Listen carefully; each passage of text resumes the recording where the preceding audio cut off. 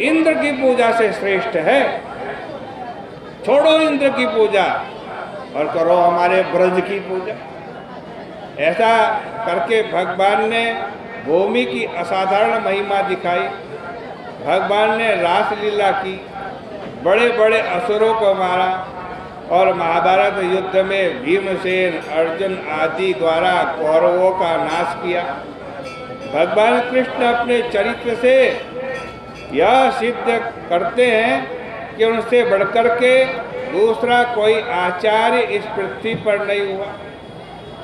श्रीमद् भागवत में लिखा है कि श्री कृष्ण अखिल कला के गुरु हैं।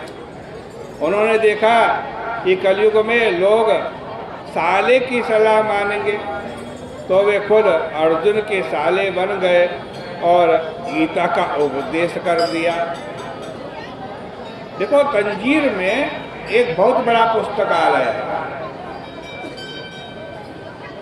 उसके अंदर हमने एक किससे सुना कि उसमें एक चोर पुराण है। चोर पुराण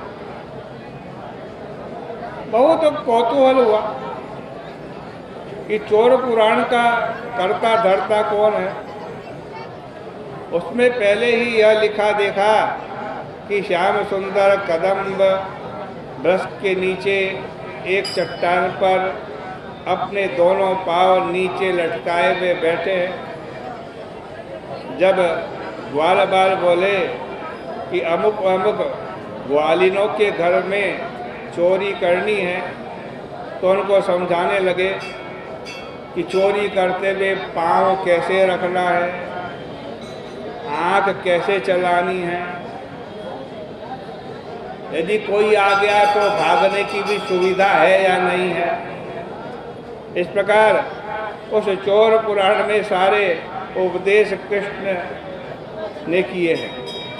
इस प्रकार भगवान ने व्यास रूप में अवतार ग्रहण किया और जब देखा कि आगे चल कर के नास्तिक लोगों का आचार्य कहीं दूसरा न बन जाए, तो खुद ही भगवान बुद्ध बन कर के आ गए। बहु भाष्यत औपधर्व्यम। जब लोग भगवान भागवत कथा नहीं सुनेंगे, तब आखिर में कल्कि होकर के भगवान उन पर शासन करेंगे। इस तरह समय समय पर भगवान अनेक रूप धारण करते हैं। उनकी महिमा का गान कोई नहीं कर सकता।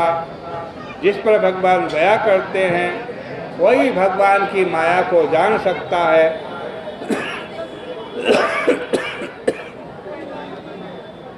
देखो, उनकी माया के पार जाने का अर्थ है मैं और मेरेपन से छुटकारा पाना। नैषां ममाहमिति धी वस्त्रगाल वक्षे।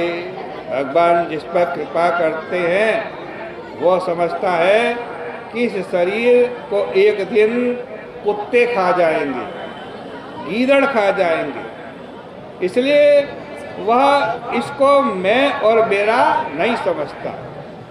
ब्रह्मा जी कहते हैं कि नारद जी, भगवान की माया को मैं समझता हूँ, भगवान शंकर समझते हैं और तुम लोग हमारे पुत्र हो, तुम भी समझते हो। इक्ष्वाकु, आयल, मुचकंद, विदेह, गाधी कुछ कुछ समझते हैं।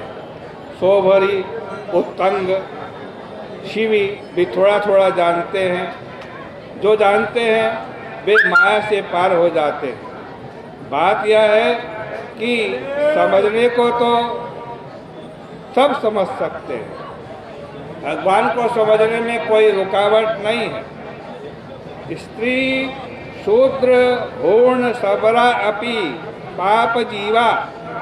पापी से पापी, हूर्ण हो, सबर हो, यहाँ तक कि पशु पक्षी भी क्यों ना हो, लेकिन वे तभी समझ सकते हैं जब उनको किसी भक्त का संग मिल जाए।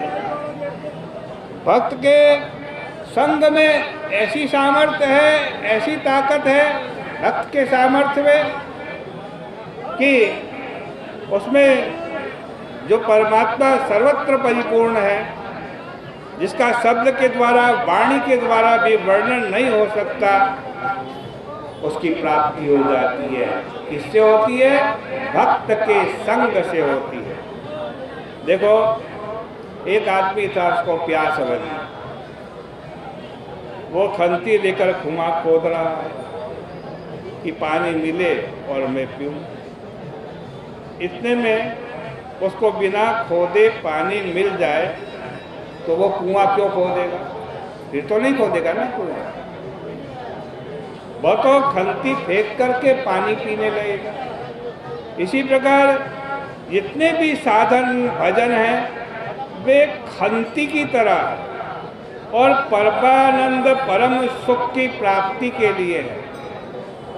जब वही मिल गया तो खंती लेकर धरती खोदने की क्या जरूरत? उसकी उपलब्धि ही परम कल्याण है।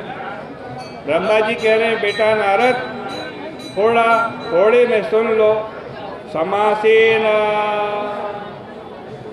हरे नित्यत अन्यस्पात सदसच्चयत। जहाँ तुम फंसे हो उससे पहले विवेक करके परमात्मा को जान लो, फिर उसके सिवाय कुछ नहीं रहेगा।